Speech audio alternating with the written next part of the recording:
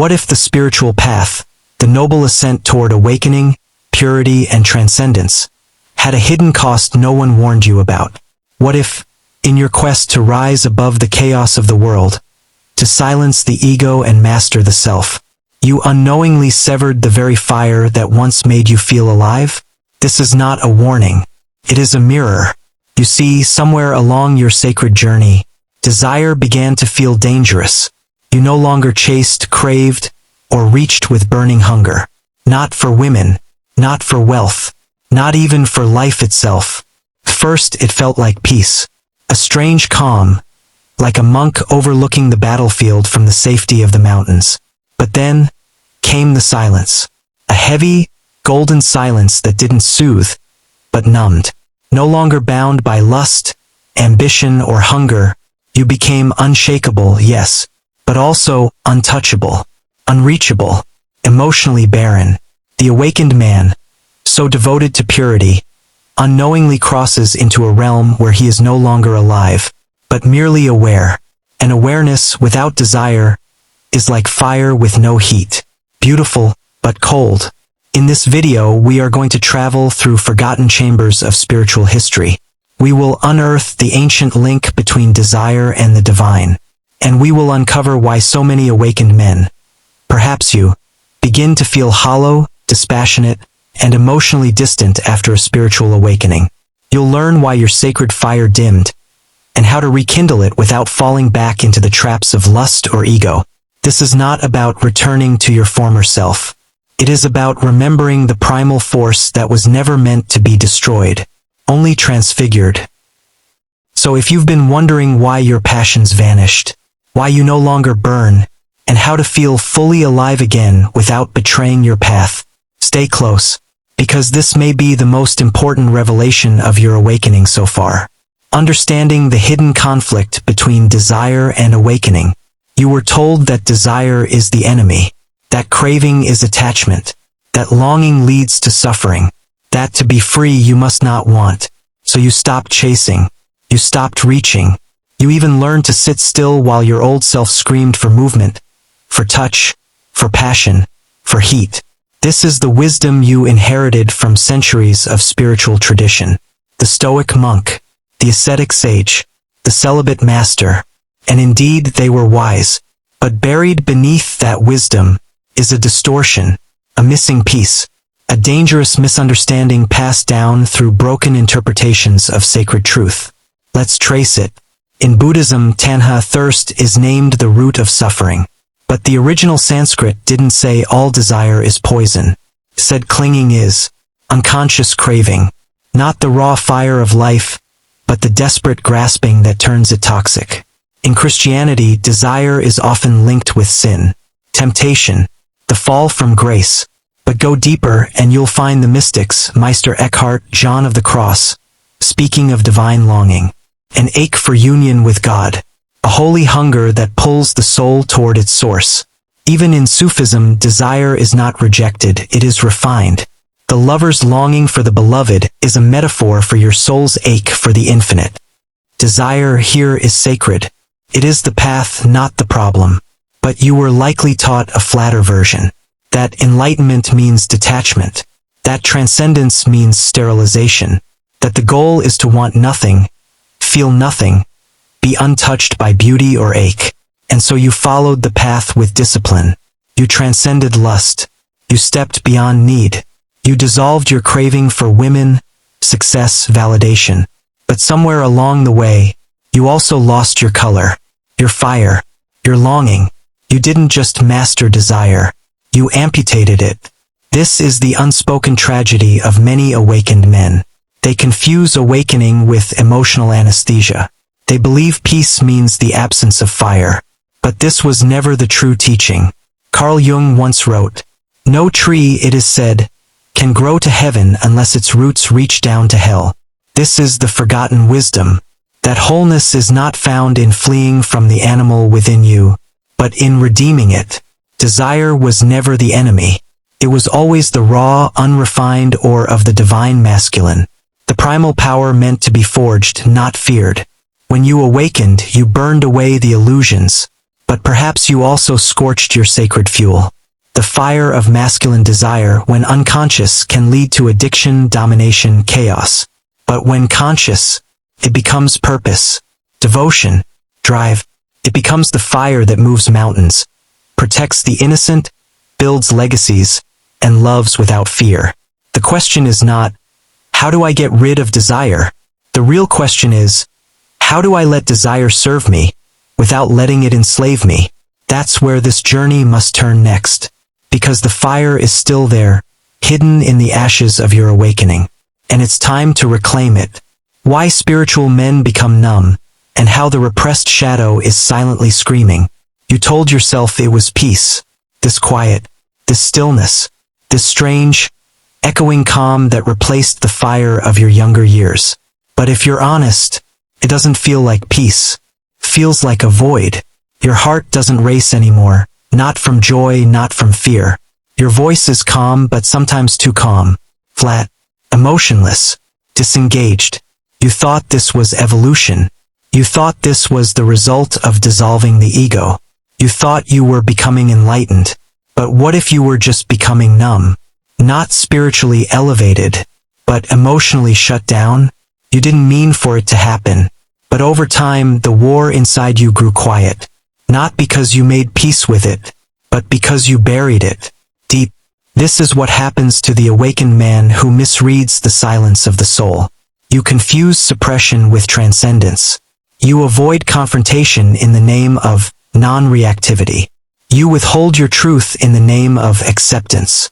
You repress your anger in the name of forgiveness. But underneath your spiritual calm lives a rage, a grief so old you no longer know where it started.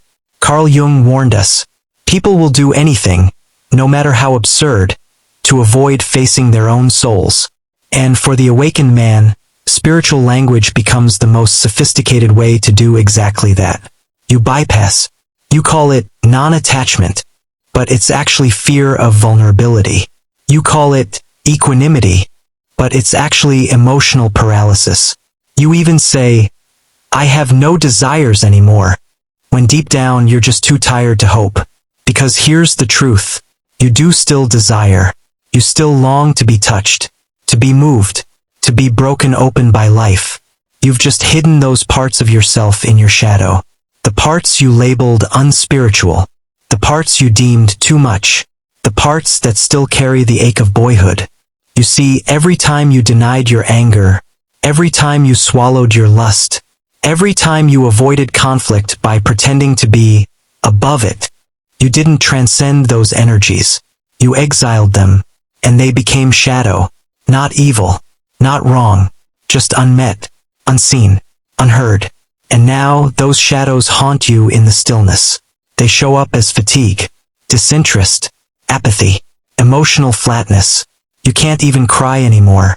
Or when you do, it feels distant, like watching someone else cry through a window. But you weren't born this way. This wasn't your essence. This was a defense. A brilliant, sacred defense.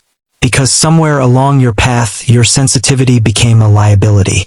Your intensity scared people. Your honesty caused rupture. Your desire brought shame. So you chose control, silence, mastery. You spiritualized your withdrawal. And it worked for a while. Until the weight of everything you avoided began to pull your soul underground. Here's the thing Jung knew deeply. One does not become enlightened by imagining figures of light, but by making the darkness conscious.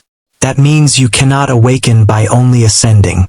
You must also descend. You must reclaim what you abandoned. That fire, that longing, that raw hunger for life, love, purpose. They are not obstacles to your awakening. They are gateways to your fullness. The goal was never to become emotionally numb. The goal was never to amputate your fire. The goal is wholeness. Wholeness includes stillness and passion, peace and anger, presence and power. But to feel again, you must be willing to open the doors you closed, to meet the shadow not as an enemy, but as a messenger.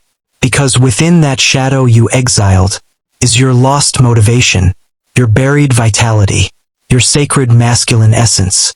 And once you reclaim it, you won't just feel again. You'll live again. Why your soul isn't dead? It's just buried under spiritual repression. There is a fire in you. It didn't go out. It just went underground. Beneath all your stillness, beneath the calm mask you wear, beneath the soft voice, the bowed head, the mindful posture, there is a roar. A wild, primal, sacred roar. The kind that could move mountains. The kind that could tear through the lies you've told yourself. The kind that could bring you back to life. But you were taught to fear it. You thought awakening meant killing the fire. You thought your anger was a sign of spiritual failure. You thought your hunger meant you were still attached. So you shut it down. You buried it in silence. You learned to appear calm, empty, detached. But the fire never left. It just turned inward. It became fatigue. It became numbness. It became a quiet ache you couldn't name. And now you wonder where your motivation went. Why nothing excites you anymore. Why you can't commit to your goals. Why everything feels like a burden. Why you keep talking about purpose, but feel no energy to pursue it. Let me tell you the truth that no one says in the polished halls of modern spirituality. You need your fire. You need your raw drive. You need your intensity. You need your holy aggression. You need your sacred hunger. Not to dominate others, but to claim yourself. To belong to yourself again. Carl Jung understood this. He knew that the shadow is not just our wounds, but our lost vitality. The part of us that wants, that hungers, that fights for meaning. This part of you didn't disappear when your ego collapsed. It just got rejected, disowned. But now it's time to bring it back. It's time to let that wild masculine fire rise, not as ego, but as soul. Because your numbness is not the end of your path. It's a threshold, a sign that your current spiritual identity has run its course. A call to step beyond being the peaceful one, the enlightened one, the awakened man. A call to become the whole man. That means taking back what you gave away in the name of being good. It means trusting your gut again. It means honoring your anger, not acting on it blindly, but listening to it as a compass. It means realizing that your desires are not obstacles. They're sacred messages from your soul. You're allowed to want. You're allowed to have passion, to feel lust, to crave movement, to pursue vision with ferocity. That's not a regression. That's not ego coming back. That's your fullness returning. You are not here to be empty. You are here to be alive. Your soul is not some passive thing that floats through the world untouched. Your soul is fierce. It longs to create, to protect, to build, to penetrate illusion with truth, to act. And yes, there will be times of stillness, times of ego death, times of deep surrender. But those are not the destination. They are initiations. They are the crucible that burns away what is false, so that what is true in you can rise. What is true in you is power, is direction, is purpose. And now is the time to reclaim it, to stop over-identifying with the quietness, to stop mistaking repression for purity, to stop hiding behind spiritual concepts because you're afraid to feel fully again. It's time to feel everything, to welcome the surge of energy as holy, to walk with your fire, not as something to tame but something to honor. Because when your fire is integrated, not exiled, it doesn't burn you, it fuels you. It gives you the strength to rise from bed when your mind tells you there's no point. It gives you the energy to pursue your calling even when you're terrified. It gives you the clarity to say yes to what you want and no to what drains you. This is sacred masculinity, not domination, not suppression, not spiritual bypassing, but alignment. When the stillness of the awakened man meets the fire of the embodied man, you become unstoppable. You don't need more discipline. You don't need another self-help book. You don't need to find your purpose. You need to feel again. Let that fire burn in your chest. Let it scare you a little. Let it remind you that you are not done. Your numbness was never a dead end. It was a doorway. And now, you're standing in front of it. The question is, will you walk through? How to reconnect with your soul's energy and reawaken sacred drive. You don't need more information. You need restoration. You need to feel again. But let's be honest. When you've gone numb, when the fire has gone silent, when your chest feels like an abandoned cave, the idea of just feeling your emotions sounds hollow, even frustrating. You've tried sitting with yourself. You've meditated until your legs ached. You've journaled, fasted, prayed, read every quote by Rumi and Ram Dass, and still, nothing. No spark. No motivation. No hunger. Just blankness. But here's the truth that goes deeper than technique. Your soul doesn't want to be managed. It wants to be met. You don't reconnect with your inner fire by fixing yourself. You do it by coming home, not to a perfect version of yourself, but to the raw, trembling, alive you. So take a breath right now. Close your eyes. Feel the weight of your body. Feel the silence inside. And then ask gently, what part of me have I abandoned in the name of awakening? Wait, don't analyze. Just listen. Maybe it's the part of you that used to scream into the sky at midnight. Maybe it's the boy who used to draw monsters and heroes and dream of greatness. Maybe it's the man who wanted to create, but buried it in service and silence. Who did you put away so that you could seem spiritual? Find him.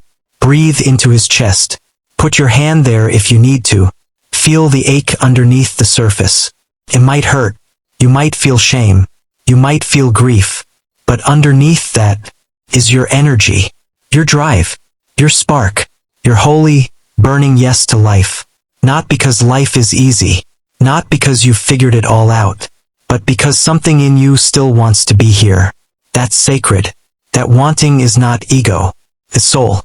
Carl Jung said, "The privilege of a lifetime is to become who you truly are." But that doesn't happen by floating above your emotions. It happens by descending into them, by meeting your fear of failure, by touching the old rage that still lives in your muscles, by weeping for the years you silenced yourself to seem pure. This is the fire. This is the return, not to who you were before awakening, but to the full human you were meant to become. You will not find motivation through force. You will find it through integration. That means making room for both your light and your shadow, your silence and your roar, your stillness and your striving, your surrender and your sacred action. You need a new rhythm now, a new spiritual practice, one that doesn't just lead you to peace, but one that brings you back to your aliveness. So here's a ritual to help guide you. Herb's sacred ritual. Reclaiming your inner fire. Start with the body. Motivation doesn't begin in the mind. It starts in your nervous system. Begin each morning not with a to-do list, but with movement. Let your body shake, dance, stretch, roar if you need to. Release the frozen emotions locked in your muscles. Speak your desire aloud. Find a safe space. Light a candle if it helps. Speak to the silence. I desire to feel again. I desire to live fully. I give myself permission to burn with purpose. Your voice carries energy. Let it remind you of your power. Journal without censorship. Ask, what do I really want? Beneath the spiritual masks. Where am I tired of pretending? What part of me is still alive, but unloved? Write what comes. Don't judge. This is the map to your motivation. Integrate one act of passion daily. It could be art, music, movement, work, or deep rest. The point is not productivity. The point is presence. One act where you meet yourself fully. One act where you stop waiting to feel ready and just begin. Repeat a sacred mantra of embodiment. Say it when you wake. Say it when you feel lost. I am here.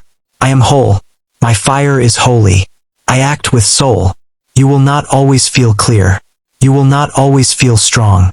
But if you show up to the fire every day, even if it's only embers, it will grow, not into the ego-driven force you once knew, but into a new kind of motivation, sacred drive. Motivation not based on fear of failure, but on the desire to create what's true. Motivation not rooted in shame, but in love for life itself. You don't need to go back to your old self. You need to let this version of you the quiet, the numb, the weary, be transformed, because this isn't the end. It's the womb, and you are becoming something new. There comes a moment in every seeker's journey when silence is no longer sanctuary, but suffocation, when stillness becomes stagnation, when surrender starts to feel like hiding. And this moment, this turning point, is not a failure of your awakening. It's the beginning of your return, because you were never meant to stay dissolved forever. You were meant to rise again as something new, a human soul, no longer driven by ego, but guided by something deeper. You've tasted death, not the death of the body, but the death of who you thought you were. You've faced the void. You've let your illusions burn. You've surrendered identity, dreams, goals, pride, and even desire. And now here you are, still breathing, still here, but different, stripped, Bor. empty. But this emptiness is not a mistake. It's a womb. You are not lost. You are being rewritten. And the question now is not, how do I get back to who I was? But instead, what wants to be born through me now? This is the heart of true motivation. Not discipline, not force, not productivity hacks, but becoming a vessel for the sacred. Carl Jung didn't say to avoid the shadow. He said to integrate it. He didn't tell us to kill the ego, but to make it serve the self. This is how you return to action, not as someone trying to prove their worth, but as someone who knows their essence is already whole.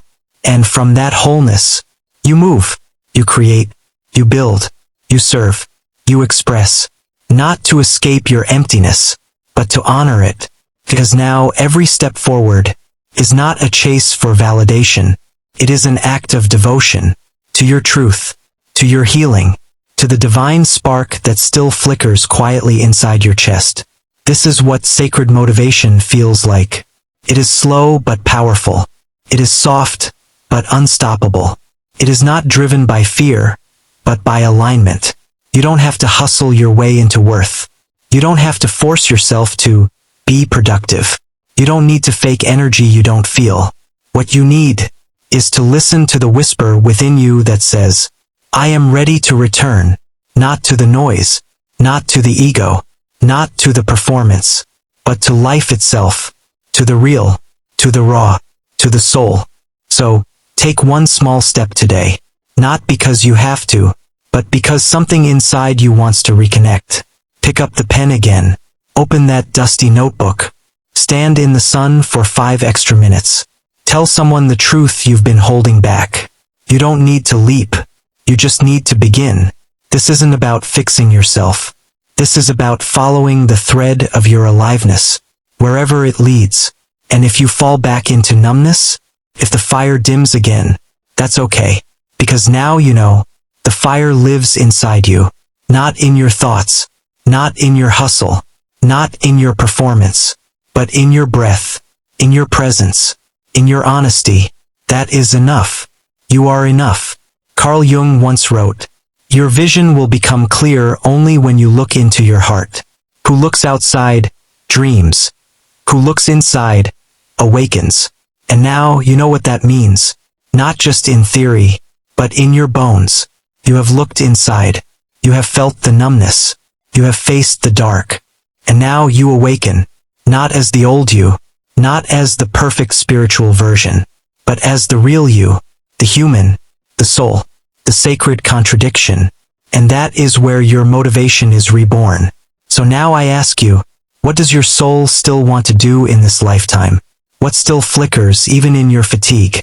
Let that be your beginning.